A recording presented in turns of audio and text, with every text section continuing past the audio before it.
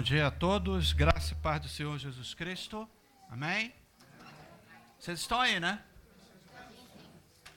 Bem, é um prazer voltar, não contávamos estar aqui hoje. Na verdade, viemos a Lisboa ontem à noite para abraçar o nosso filho primogênito, para quem não sabe, fez ontem mais um aniversário. Não vou dizer quantos anos ele fez, porque vai revelar, né, meu estado de senilidade quase, né? E nessa vinda, essa coincidência, em contato com Pedro, com o pastor Pedro, estamos aqui e é uma alegria muito grande rever tantos irmãos, amigos, queridos que temos aqui. Está fazendo agora uma semana que chegamos do Brasil, depois de uma temporada lá de 3 meses, extremamente extenuante, e ainda estamos tentando nos recuperar. E se Deus quiser, essa semana, a partir de amanhã até sexta, eu e a Maninha vamos fugir para um canto escondido para tentar recuperar. Realmente estamos mesmo no limite. Antes que vamos ao Brasil, os portugueses sempre falam: mas que fixe, não é? Vai passear, vai de férias. Eu falei: não, vou trabalhar, né? E trabalhamos. Para que os irmãos tenham uma ideia, nós passamos 3 meses e uma semana exato. E assim que chegamos, alugamos um carro por 3 meses. E fiquei todo feliz que eu peguei um carro praticamente 0 quilômetro. O contador do carro estava com 400 quilômetros. 0, né? 400 quilômetros. Devolvi com 8 mil, sabe? Então, para vocês terem uma ideia de como foi o nosso percurso lá. Isso sem contar naquelas cidades. Vocês sabem que o Brasil é grande, que tivemos de avião, obviamente que o carro ficou parado naquele período, né? Se fôssemos contar, então, esses percursos, a locadora nunca mais me emprestaria carro, por mais que eu pagasse caro. Mas foi um período extremamente abençoador para nós.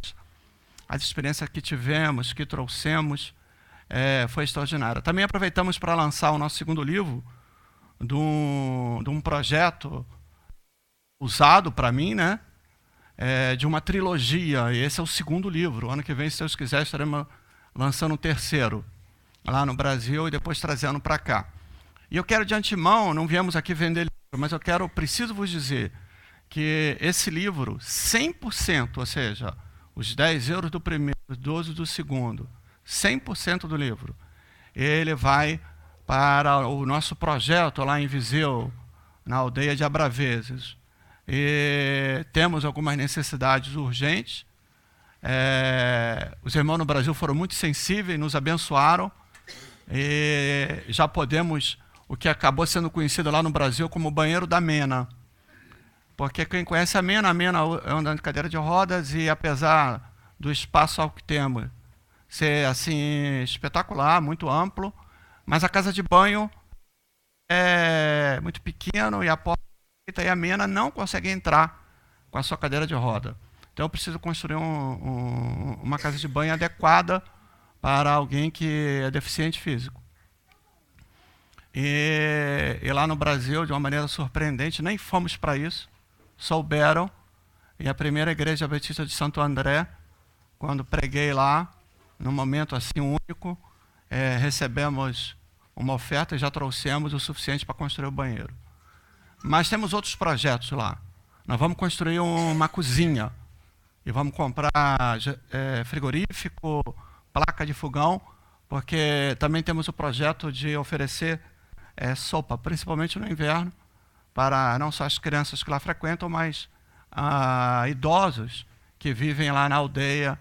E são muitos idosos carentes, pessoas que nós aqui fora não estamos vendo, lá dentro está se passando. E vocês sabem que em Portugal a população tem envelhecido, né? Os jovens não querem fazer filho, por isso que eu escrevi o livro, né? Para ver se esse pessoal, né, faz mais filho. Ainda bem que a Anabela e o pastor Tiago Aragão, né, fizeram a sua parte, não é? Há um conceito sociológico, antropológico, não sei como definir, que para que uma sociedade, uma etnia, ela persista, continue a existir, cada casal tem que ter, em média, né, a média de 2,5 filhos. Então, se os portugueses não se conscientizarem, né, e pegar o exemplo do Tiago Aragão, né, os portugueses vão acabar, né, e vão ficar aqui talvez brasileiros, muçulmanos, ucranianos, mas nós vamos acabar. Então, Tiago Aragão, parabéns, você está fazendo a tua parte, né? Quem desaprendeu, compre o livro, né, que você vai ver como é que a coisa não é tão difícil assim quanto parece, né? Raquel também está devendo, né? Está devendo. É 2,5, você só tem um, né? Então, essa é uma maneira que nós temos encontrado de investir no reino e no projeto que temos lá no norte de Portugal. Tá? Então, que isso fique muito bem claro. Né? Qualquer recurso desse livro não vai ser para eu, né, ir comprar roupa na Springfield ou na Ana Souza. Não. Eu continuo comprando no chinês com muito orgulho. Né? Outra coisa que eu quero dizer antes de ler o texto e pregar, agradecer muito aos irmãos que têm orado por nós. A irmãzinha que sempre pergunta por mim, já pedi ela, né? Tá ali, né? E me emocionou ao dizer que ora sempre por mim. Eu tenho plena consciência que eu sou um milagre, né? Quem olha para mim assim, né? Bonitão desse jeito, ninguém diz que eu tenho um câncer, eu tive um cancro, né? Mas continuamos a lutar contra ele. Mas a verdade é que eu não tenho mais tumores. Ano passado eu fiz uma cirurgia grande, onde o primário foi retirado do intestino delgado. Foram 60 centímetros do intestino delgado. Né? Ficou aqui uma marca para eu lembrar do meu Deus sempre. E também deu metástase para o fígado através de 2 procedimentos. Em setembro e outubro, eles também foram tratados. E agora eu estou naquela fase de acompanhamento semestral, né? Já tenho agora marcado para junho, e assim vai ser. Então, e a única coisa que ficou, que eu vou ter que tomar, é mensalmente um fármaco no hospital. Não deixa de ser uma químio, mas light, não é aquela tradicional. E Deus é tão bom. Nós estávamos cantando aqui com o grande, oh meu Deus, né? E Deus é tão bom para comigo, e eu reconheço que merecidamente eu recebo essas dádivas. Primeiro, o tipo de cancro que eu tive, vejam que eu já falo no passado, ele tem uma sintomologia, ele apresenta alguns sintomas. E eu nunca tive nenhum sintoma. Só se sabe que eu tive um cancro por causa dos exames e das biópsias.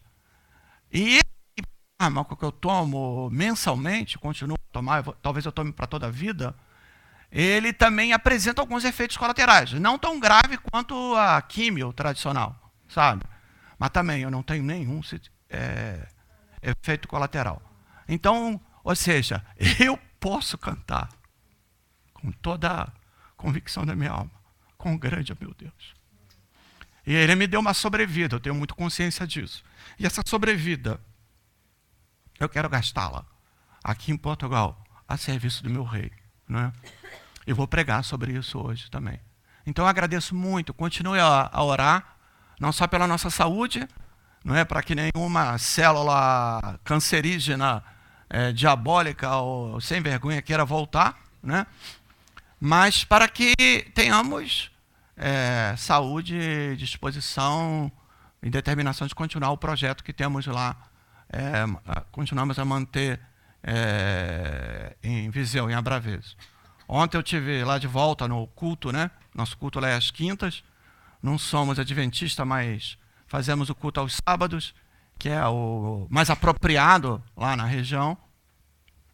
E foi uma emoção muito grande. Né? Conforme eu escrevi, quem é meu amigo no Face, a minha igrejinha pequena e simples, mas que me orgulha muito. Orgulha muito.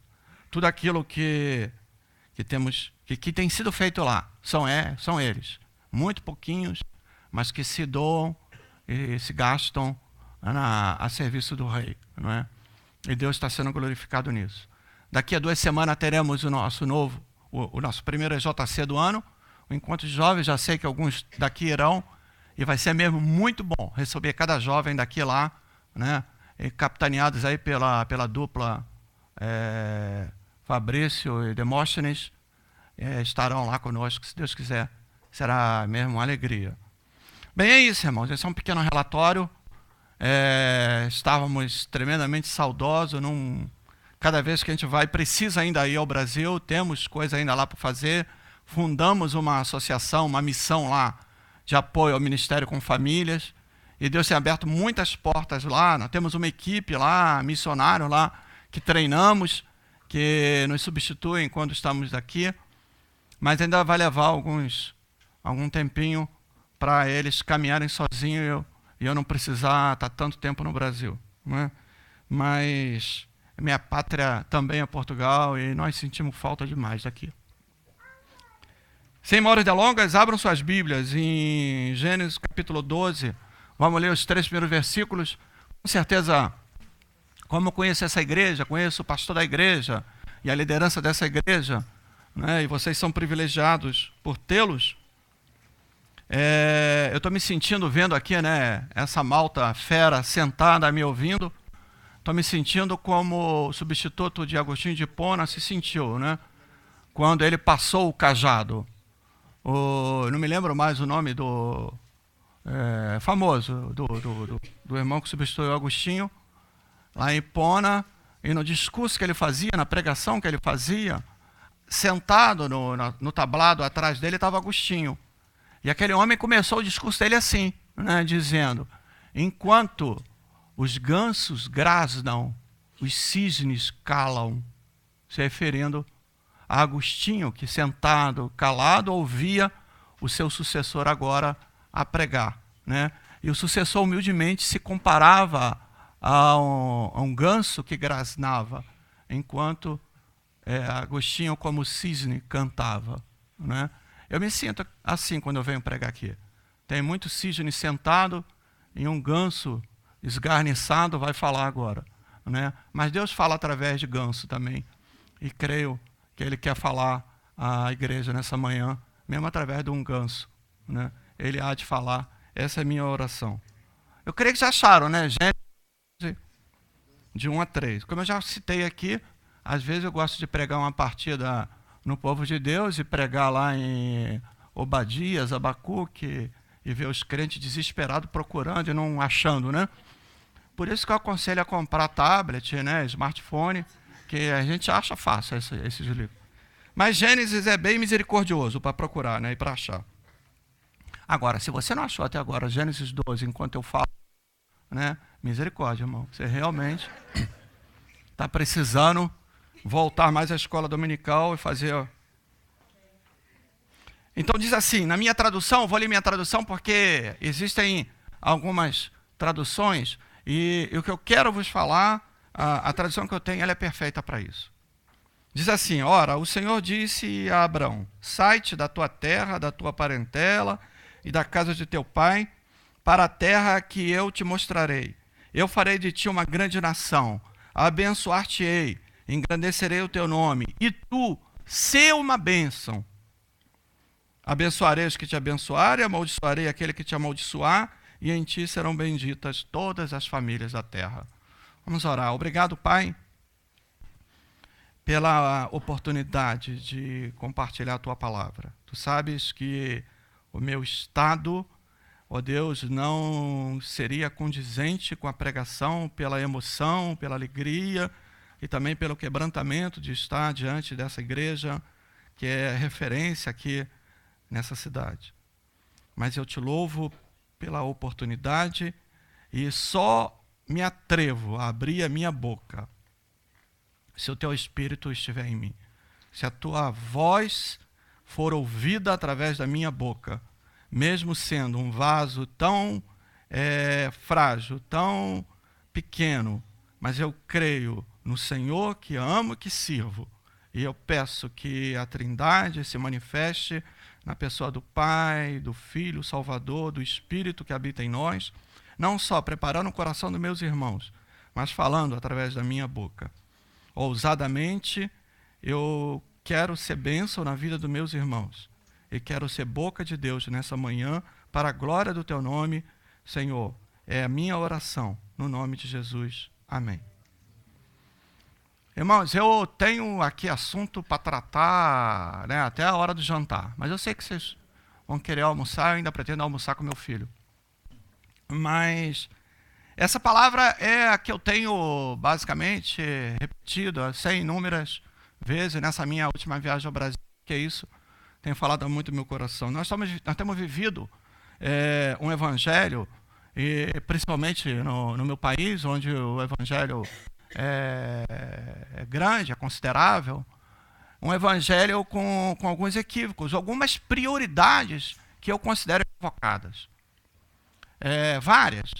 E uma delas está a teologia da prosperidade, né? O cristão, por ser filho de Deus, tem que ser próspero, tem que ter bens materiais. Esse é um grande equívoco, né? E uma outra é um evangelho que não está centralizado em Cristo, né? Até fala muito em Deus, não é?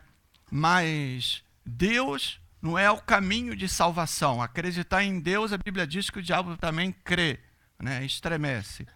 Mas Cristo é verdadeiramente o centro da nossa vida, Cristo é o centro da nossa pregação, Cristo é o centro da nossa mensagem. Mas agora o que eu quero hoje enfatizar, e é o que me preocupa também muito, eu vejo o evangelho, ou pessoas se dirigindo à casa de Deus, e hoje eu vejo um bom público aqui, né? E eu tenho certeza que não vieram por minha causa, porque não sabiam que era eu que ia pregar. Mas eu vejo as pessoas se dirigirem à casa de Deus, buscarem até a casa de Deus, na expectativa sempre de receber.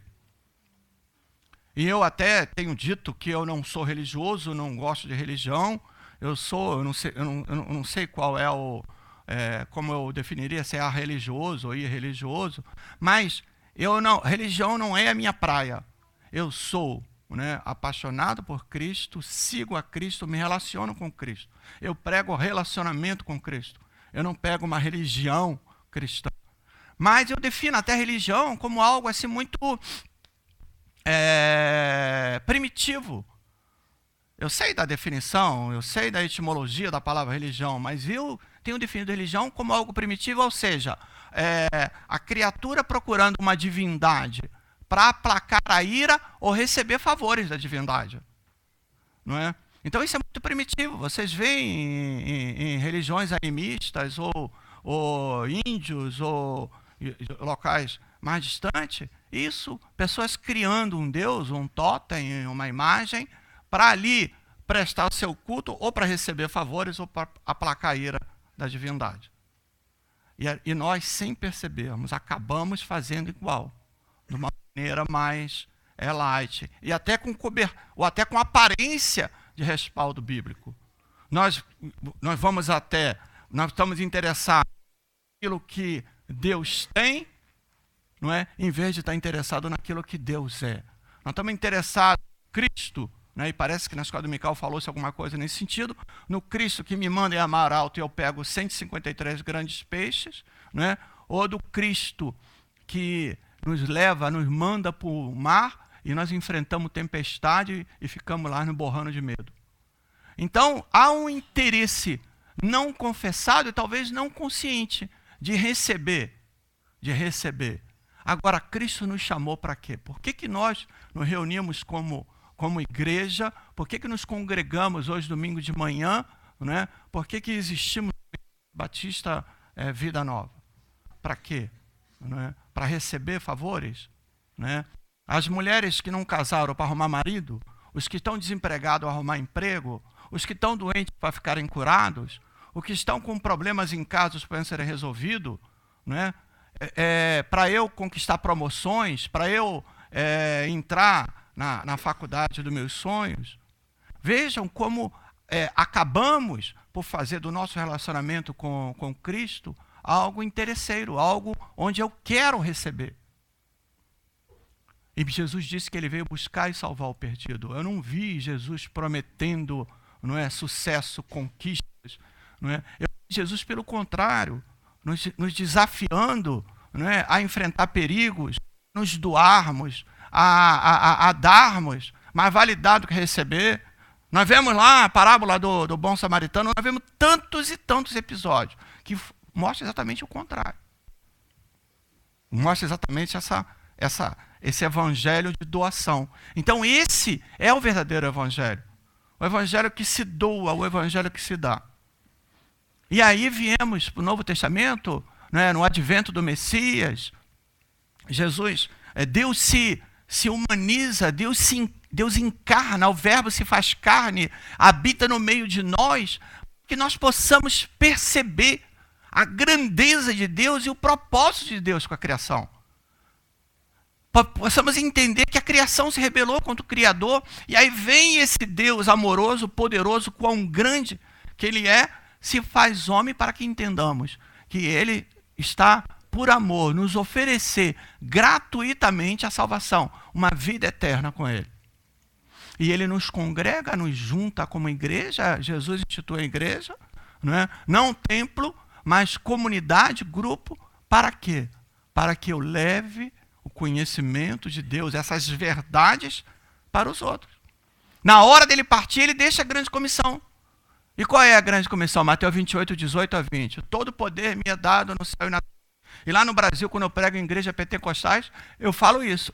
Os penteca, gostam demais do versículo 18. Todo poder e autoridade. E se tem uma coisa que o pentecostal gosta, é de poder e autoridade. E eu vivo do púlpito, mesmo também tendo convicções pentecostais, de que eu não quero o poder de Deus. Eu quero o poder de Deus para quê, irmãos? Para o holofote vir para cima de mim? Para eu ficar famoso, rico? Eu quero o poder de Deus, sim. Mas conforme está escrito em Atos 1:8. Receberei esse poder, para quê? Para ser testemunha. Jerusalém, Judéia, Samaria, com o fim da terra. Então, para eu fazer a obra missionária, eu quero esse poder. Então, a primeira parte fala em poder. Aí a segunda parte, versículo 19, que vem a essência da grande comissão. Portanto, ide, fazei discípulos de todas as nações, batizando-as em nome do Pai, do Filho e do Espírito Santo, ensinando-as a guardar todas as coisas que eu vos tenho ensinado. E assim, aí vem a última parte que todos os crentes gostam, pentecostal ou não pentecostal, e tira esse versículo do contexto, que é a grande comissão, e eis que estou convosco todos os dias até a consumação dos séculos. Isso é uma grande verdade. Mas onde é que está escrita essa verdade? No contexto da grande comissão. Então Jesus, antes de ir, ele deixa o principal dos mais de 400 mandamentos que ele deixou, escrito nos evangelhos, é a grande comissão. A igreja existe para cumprir a grande comissão. Fazer discípulos em todas as nações. E Atos 1:8 completa isso, Mas a grande comissão, na verdade, sempre esteve no coração de Deus. E esse texto que acabei de ler, eu chamo da grande comissão no Velho Testamento. Vocês vão ver a similitude. Deus chama Abraão, e diz para Abraão: deixa a tua terra, a tua parentela, a casa do teu pai, para a terra que ainda vou te mostrar, que eu te mostrarei. Tem que ter muita fé. Mas como é que Abraão é cognominado? Qual é a alcunha de Abraão? O pai da fé. Por que Abraão tinha fé? Como é que nós temos fé? A fé, ela é resultado de relacionamento. Abraão conhecia Deus, o caráter de Deus, porque se relacionava com Deus. Eu conheço a Maninha, o caráter da Maninha, porque eu me relaciono com ela. É a pessoa que eu mais me relaciono. E vice-versa. Para eu conhecer, acreditar e saber quem você é, eu preciso me relacionar contigo. Abraão foi escolhido porque ele conhecia Deus, se relacionava com Deus. Abraão tinha alguma coisa de especial? Tinha, como você tem. Porque Abraão tinha virtudes e defeitos como você. Igualzinho você. Querem ver um defeito de Abraão? A mulher mandava nele. Esse defeito eu não tenho, A Maninha está ali dizendo, deixa ele quando chegar lá em casa. A mulher mandava nele, por exemplo. Abraão desconfiou do cuidado, do amor de Deus e correu para o Egito lá para resolver o problema da maneira dele, quebrou a cara. Abraão mentiu. Abraão foi um homem falho, mas ele continua sendo o pai da fé. E foi ele que Deus escolheu. Deus escolheu Abraão como escolheu você, irmão. Abraão, então, e ele era tão falho que Deus fala para ele: deixa a tua casa, a tua parentela, e lá no Brasil nós chamamos meia sola. E ele cumpriu só pela metade. Ele deixou realmente a terra dele. Mas não deixou a parentela, levou a mala do sobrinho, e vocês sabem o que aconteceu. O sobrinho só deu dor de cabeça. Ou seja, Abraão desobedeceu e toda desobediência tem consequências. E ele teve consequências. Mas Deus não deixou de abençoar Abraão por causa disso. Mas Abraão pagou um preço pela desobediência. Levar a mala daquele tal, né, de Ló com ele. Bem, não interessa. Onde que eu quero chegar? É o versículo 2. Por causa desse relacionamento, dessa fé, desse conhecimento de Deus, veja bem, desinteressado, Deus escolheu a Abraão e falou para Abraão: eu farei de ti uma grande nação. Que privilégio, que honra. A honra não é nascer dele uma nação, a honra é que nessa nação nasceria o Salvador. Os planos de Deus para Jesus Cristo começava por Abraão. Então farei de ti uma grande nação, abençoarei e engrandecerei o teu nome. Deus tem esse propósito para você também. Abençoarei e engrandecerei o teu nome. E aí vem a parte que é o que eu quero pregar nessa manhã. Então Deus, em algumas traduções, coloca diferente, por isso que eu falei que a minha tradução é a ênfase que eu vou dar. E ele falou para Abraão: sê tu uma bênção. Abraão, sê uma bênção. A decisão era de Abraão, ser bênção ou não ser bênção. Deus está falando nessa manhã, irmãos, para vocês. Eu vi nessa manhã compartilhar isso convosco, é isso. Sê tu uma bênção, irmão. Ser uma bênção onde você está, onde você estiver. Mas a decisão é tua, querer ser bênção ou não. Porque, vamos dar um exemplo, né? Desculpe, mas eu vou falar na primeira pessoa. Quando eu deixei o Brasil, vim para Portugal, há mais de 14 anos atrás, eu vim e Deus não falou: Sidney, vai. Se você obedecer, você vai ser uma bênção. Não, falou: vai para Portugal e ser uma bênção lá. Eu tinha que escolher ser bênção ou não aqui em Portugal. E atenção, hein? Nas coisas de Deus não tem meio termo. É 8 ou 80. Ou você ajunta, Jesus falou, ou espalha. Ou você é bênção, ou você é maldição. Ou você contribui para o cumprimento da grande comissão, ou você impede, atrapalha o cumprimento da grande comissão. Qual é a escolha? Conhecemos a Cristo, nos relacionamos com Cristo, ganhamos a salvação em Cristo, e o que eu faço com isso? E nessa manhã, eu vim aqui vos dizer que você deve fazer com isso. É parar, né, se é que alguém aqui tem esse tipo de pensamento ou não pensou nisso, de querer receber. E decidir: agora eu quero dar. Fui salvo e agora eu quero dar. Eu quero ser bênção onde eu estiver. Esse foi o grande mérito de Abraão. Ser tu uma bênção. Abraão foi, eu vou ser bênção. E foi. Ele foi bênção para o sobrinho dele. Ele foi bênção para Melquisedeque. Ele foi bênção por onde passou. Porque o homem de Deus, aquele que tem ao Senhor, onde ele passa, ele é bênção. Onde a planta pisa, ele abençoa. Onde ele chega, aquele lugar é santificado. Se ele tem a intenção de ser bênção. E eu não tinha ainda pensado nesse texto, nesse assunto, mas todo sítio que eu vou pregar, toda igreja que eu vou visitar, a minha oração é essa. E estive orando essa manhã, estive orando ontem à noite. Pai, eu quero ser bênção para os meus irmãos. Se eu vou pregar a palavra, que a palavra seja abençoadora, que faça a diferença, que cause impacto. Eu quero ser bênção. Eu decidi ser bênção. A decisão é minha. Agora, eu decidi ser bênção consciente da minha miserabilidade, consciente da minha pequenez, consciente do meu pecado, consciente das minhas limitações, mas eu quero ser bênção. Vejam, quando eu ressaltei os defeitos de Abraão, não foi para diminuir Abraão. Abraão é um grande homem, é um dos heróis da fé. Mas Abraão tinha também as suas limitações, e ele decidiu ser bênção. Deus falou: ser uma bênção. Eu falei: eu vou ser. Eu quero ser uma bênção. Eu quero ser uma bênção. E há consequências também quando eu obedeço. Se há consequências quando eu desobedeço, há consequências quando eu obedeço. E qual é a consequência que existem para a minha obediência? O versículo 3. Eu tenho plena convicção que está relacionado com a ordem de Deus para Abraão: ser tu uma bênção. Aí Deus fala para Abraão: abençoarei os que te abençoarem. Irmãos, eu experimentei e tenho experimentado essa grande verdade. Abençoarei os que abençoarem. A minha carreira militar, acabei de chegar do Brasil, o meu melhor amigo, infelizmente eu planejei e não deu certo, né? Fomos preparados para isso, mas o meu melhor amigo, fuzileiro naval, chegou ao posto máximo. Ele é o comandante do Corpo de Fuzileiros Navais do Brasil. Vai tomar posse dia 25. Eu achava que seria antes do dia 14, porque a promoção dele foi dia 31. Então não deu certo, né? Ficamos um pouco frustrados. Mas amém. E ele sabe disso. Que eu fui para a posse dele, mas não consegui. E adiaram demais a posse. Tão somente porque dia 25 é aniversário dele, quiseram homenageá-lo numa posse de um cargo tão alto, de tamanha honra, né? Esse colega, desde que nós andávamos juntos, ainda na escola naval, colega, era ele que me emprestava, eu não tinha carro, pobre, mas ele tinha lá um carocha.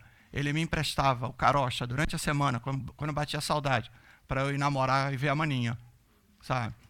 E ele foi crescendo, fomos sendo promovidos, aí eu saí antes, e ele continuou. E quando ele chegou ao posto de capitão de marinha-guerra, já ali a gente fala na briga, né, na possibilidade de ser promovido ao almirante, eu falei para ele: Alexandre, eu estou orando para você ser almirante. E ele foi almirante. Depois, Alexandre, eu estou orando para você ser vice-almirante. Ele foi vice-almirante. Alexandre, eu estou orando para você chegar ao almirante de esquadra, que é o último posto. E ele foi.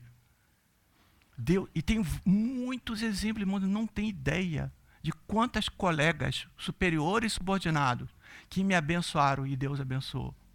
Mas tem também a segunda parte da promessa: amaldiçoarei os que te amaldiçoarem. E isso também é verdade. Como eu experimentei isso? Superiores que me perseguiram, que me foram injustos, que me maltrataram. E Deus botou a mão sobre eles. Quando eu comecei a me dar conta, irmãos, atenção. Eu tenho plena consciência da minha miserabilidade, da minha pequenez. Mas eu tenho plena consciência da verdade bíblica. Então, os momentos que fui injustiçado, que fui maltratado, hoje eu oro e peço a Deus misericórdia. Porque isso é verdade na minha vida e na tua. Amaldiçoarei os que te amaldiçoarem. Então, cuidado, não me amaldiçoa não, viu? E a terceira parte é que eu quero dar ênfase maior. A terceira parte da bênção diz: e em ti serão benditas todas as famílias da terra. Ah, irmãos, isso é extraordinário. Isso me comove. Porque através de nós, assim como foi através de Abraão, Deus quer que através da tua descendência, as famílias na terra sejam abençoadas. Mas Sidney, isso é para Abraão. Eu quero te desafiar a fazer o seguinte: no teu tablet, no teu smartphone, no teu computador, na Bíblia online que tu tenhas, vá no motor de busca e escreva lá a palavra descendência. Você vai se assustar, eu fiz isso. A quantidade imensa de versículos que tem, a começar por Abraão, a promessa para a descendência: a tua descendência possuirá a terra, a tua descendência será bênção na terra, a tua descendência conquistará as nações. E essa promessa vai para Abraão, vai para Isaac, vai para Jacó. E aí eu descubro em Atos 3:25 que nós somos os filhos da promessa, que a promessa dada aos profetas são para nós. Ou seja, essa promessa dada a Abraão, Isaac e Jacó, essa promessa é para ti também, meu irmão. Em ti serão benditas todas as famílias da terra. E veja o privilégio de Abraão. De Abraão nasceu a nação de Israel. Da nação de Israel, fico imaginando, eu já estive pregando sobre isso, não vou repetir essa pregação, sobre a genealogia de Cristo lá em Mateus, no capítulo 1. Não é? É extraordinária essa constatação. Você vê lá, Judá, né? E começa em Judá, e todos os descendentes até chegar em José e chegar em Jesus.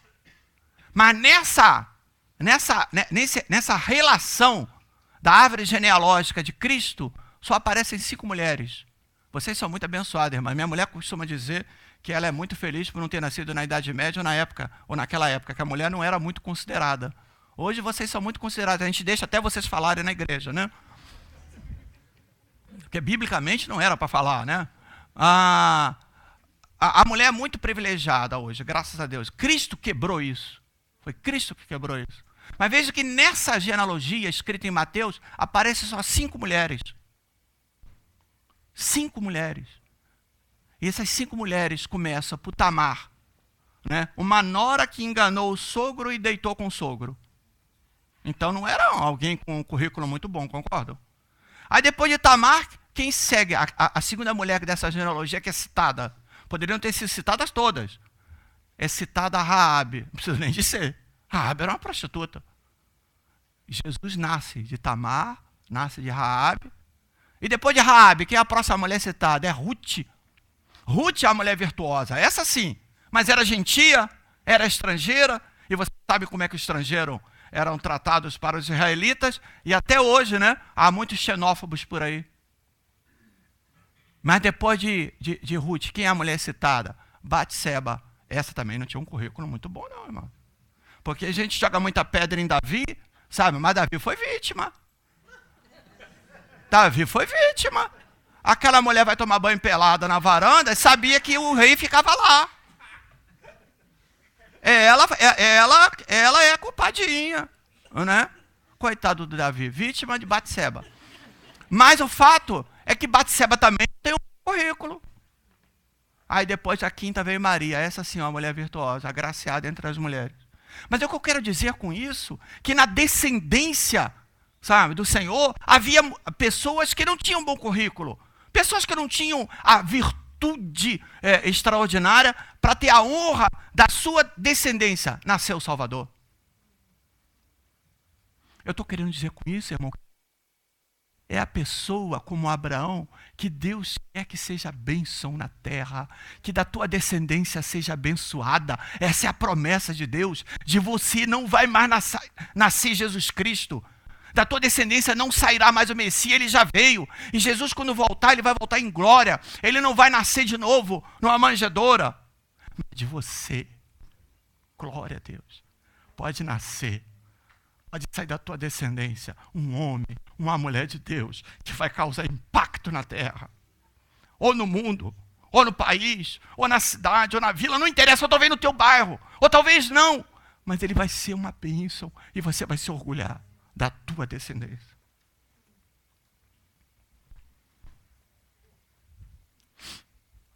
Esqueci agora o nome de um grande pregador do século XIX, um homem que levou milhares e milhares de pessoas para Cristo. Mas eu me lembro que a mãe dele era uma viúva, mãe de 9 filhos. E eu me lembro como o pastor que me ordenou, hoje está na glória, ao ministério, ele falava, aquela mulher, aquela viúva, mãe de 9 filhos, deu ao mundo. De White, ele é tão famoso. Deu ao mundo esse homem. Né? A mãe de Billy Graham deu ao mundo Billy Graham. Vocês estão percebendo? Então de você, da tua descendência, pode vir aquele que vai ser um grande instrumento de Deus.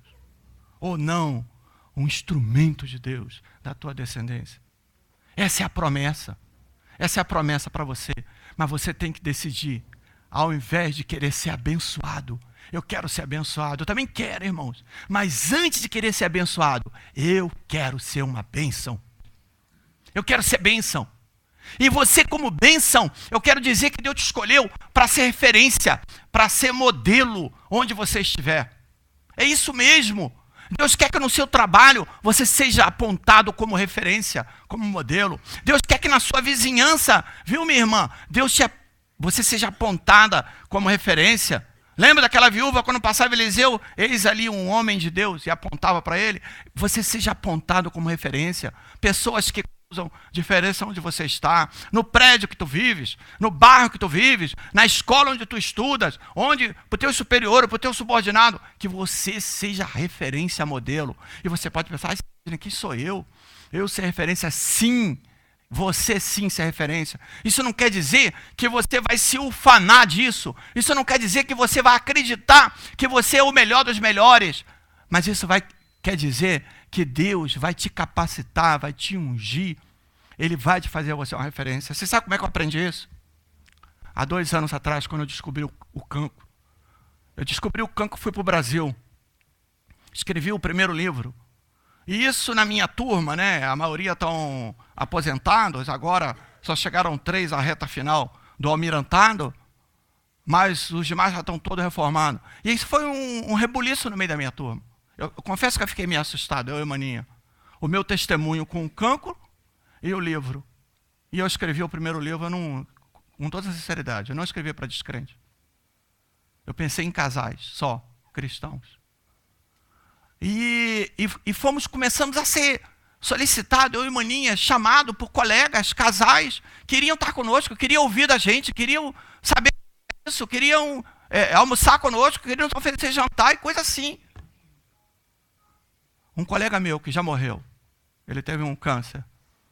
Ele era espírita, um dos líderes espírita no Rio de Janeiro. Dava conferências, palestras, mas um homem piedoso. Não sei se ele teve um encontro com Cristo no final, mas a verdade é que ele era um piedoso e dava mais testemunho que muito crente que eu conheço. Mas ele era espírita. E por causa disso tudo que eu estou contando, ele me manda um WhatsApp. Sidney, eu quero convidar você e Maninha, queremos oferecer um jantar de gala, em homenagem a você e a Maninha. Eu nem era assim tão próximo, muito íntimo, né? E você aceita? Eu respondi para ele, claro, Palmiro, poxa, vai ser um prazer, né? Ele falou assim, olha, mas tem um detalhe, eu vou chamar as minhas 4 filhas, meus 4 genros, a minha cunhada, meu cunhado, vão estar todos lá. E eu quero que durante uns 20 minutos mais ou menos, você fale para todos nós sobre, olha só o que ele falou, sobre o que ele escreveu, o belo trabalho que você faz em Portugal com famílias e com jovens. Eu fiquei assim estupefato, era um espírita que estava me convidando. E eu respondi na hora, claro que aceito. Aí ele respondeu, mas tem um detalhe, talvez você não saiba, mas todos nós somos espíritas. Se isso te deixar desconfortável, esquece a palestra, mas o jantar está de pé. Eu falei, não me deixa desconfortável nada, vai ser uma honra. E fui, eu e a Maninha, e ele fez como falou. Estavam todos lá. E em um determinado momento, ele mandou todo mundo parar, e eu, durante alguns minutos, falei, que belo trabalho que eu faço em Portugal. Eu falei de Jesus. Era isso que ele queria ouvir. E falei do que Jesus fez na minha vida, por que eu vim para Portugal, e o que Jesus está fazendo na vida dos portugueses. Outro colega veio, agora de novo, fomos à casa dele, e ele sempre fala, já sei o que você vai dizer. Ele falou para mim e para a Maninha, Sidney, Maninha, vocês são referência na turma. Aquilo a princípio me assustou. Eu falei, não, cara, não é por aí não. Não, você é modelo, você e a Maninha são modelo para toda a nossa turma. Eu falei, não, cara, você não me conhece, eu sou um pecador, bandido, miserável, malfeitor, eu me botei lá embaixo, né? E ele, não, você e a Maninha são referência. Eu falei, não sou, cara. Eu e a Maninha vamos fazer 39 anos de casado esse ano, mas é graça de Deus. Poder de Deus. Se fosse dependesse de mim e dela, não estávamos juntos. Não, mas vocês são modelo e referência na turma. Eu falei, não sou. E ele, não adianta, você fala o que você quiser, mas você foi embora para casa, conversando com a Maninha, eu falei. Aí caiu a ficha, falei, Maninha, somos. Deus quer que sejamos modelo, referência para a nossa turma. Agora, o fato é que nós sabemos que nós somos pequenos, que nós somos falhos, que nós não prestamos, mas Deus quer que sejamos modelo, então vamos sê-lo. Vamos sê-lo. Deus há de nos capacitar, Deus há de nos dar sabedoria para poder influenciar os nossos amigos e não sermos influenciados. Então eu e Maninha decidimos sim, vamos ser bênção. E que Deus nos ajude nesse projeto de ser bênção. Percebe, irmãos?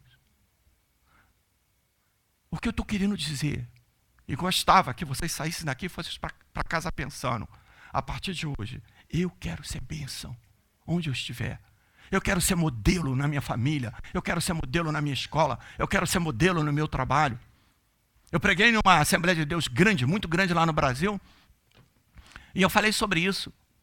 Se eu for fazer uma investigação secreta sobre o seu testemunho onde você está, imagina eu vou lá, no prédio que você mora, tá?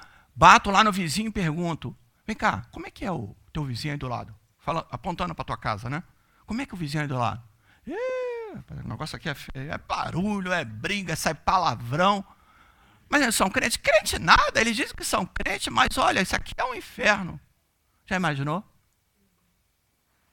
Agora que bênção, né? Eu chegar lá no teu trabalho, no teu vizinho, e perguntar, como é que são eles aí? Olha, que exemplo. A gente vê Deus na vida, esse pessoal tem alguma coisa diferente.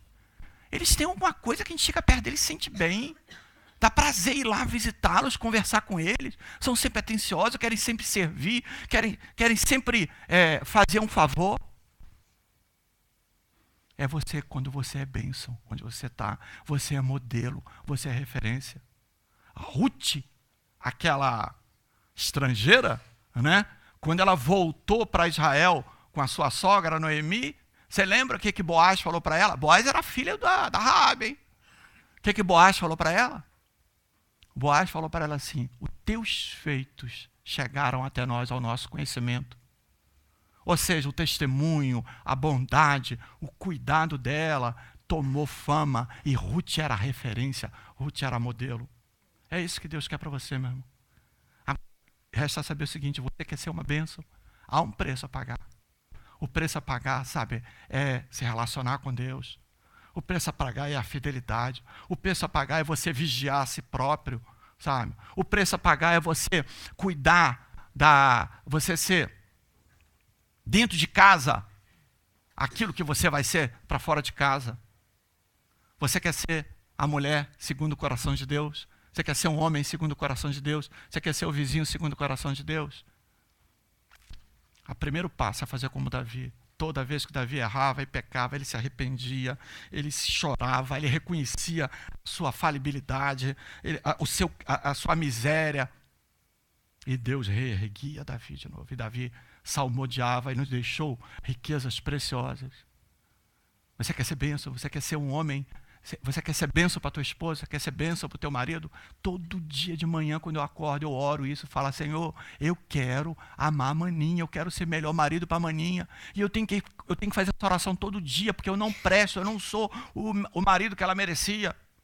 Mas Deus sabe do meu coração, eu quero ser. Eu quero ser um homem de Deus, eu quero ser lá em Abraveses alguém que glorifique o nome de Deus. Eu quero que as pessoas vejam Jesus em mim. Eu não quero o holofote em mim, mas no Cristo que está em mim. Eu quero ser modelo, eu quero ser referência a você. Ou você quer continuar, não é, na suraminguela de crentinho, né, que está ali só querendo cair migalhas da mesa do Criador. Querer só receber, não é, e se satisfazer. Ou você quer continuar sendo aquele crente que vive na expectativa das suas necessidades ou daquilo que tu gostava de ter atendidas. E você canta e salmodeia e louva o Senhor, sempre cantando que eu quero receber, que eu vou ganhar e eu vou vencer. Que tal você mudar o teu discurso e dizer: Senhor, eu quero ser bênção. Não interessa se eu vou ser feliz, mas eu quero levar felicidade. Eu quero levar paz, eu quero levar esperança. Não me importa, não é? Se eu não conseguir ainda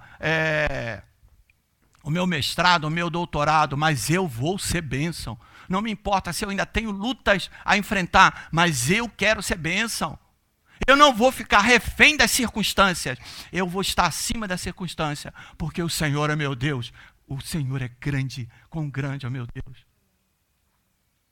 Eu vou encerrar dizendo isso.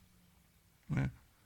Abraão teve o seu nome registrado para a eternidade na Bíblia, porque ele aceitou ser bênção. E todos os heróis da fé foram homens limitados como eu e você. Até Elias, que foi arrebatado. Até Elias errou, até Elias falhou. Mas Elias quis obedecer. A decisão é minha. E eu vou encerrar com o versículo de Josué 24, 15. Que nós usamos tanto no Encontro de Casais, né, Joaquim Paulo? Está lá. Há mais de 25 anos atrás, quando eu fiz aquela camiseta, Joaquim Paulo, e botei aquele versículo, não imaginava que estaria hoje pregando e continuando a pregar sobre esse versículo. Josué falou assim, desculpa a expressão, Josué estava farto. Lá no Brasil a gente dizia, estava com o saco cheio daquele povo. O povinho, refilão, murmurador, insatisfeito, ameaçando ir para outros deuses. Não fica olhando assim para Israel, porque nós somos iguais. Hoje nós somos iguaizinhos. Aí Josué, chega uma hora, Josué fala assim, olha, quer saber de uma coisa? Se vocês querem servir a Baal, a outros deuses, vocês sirvam. Mas a minha família, servirá ao Senhor.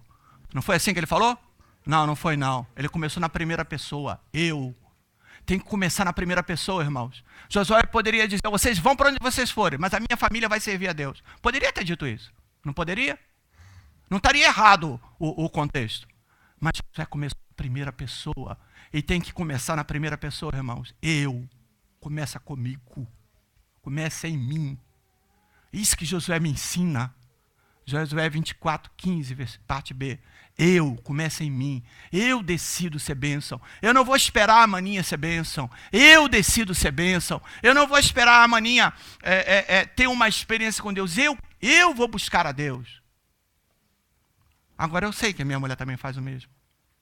Então eu posso dizer, eu e a minha casa serviremos ao Senhor. Começa em mim.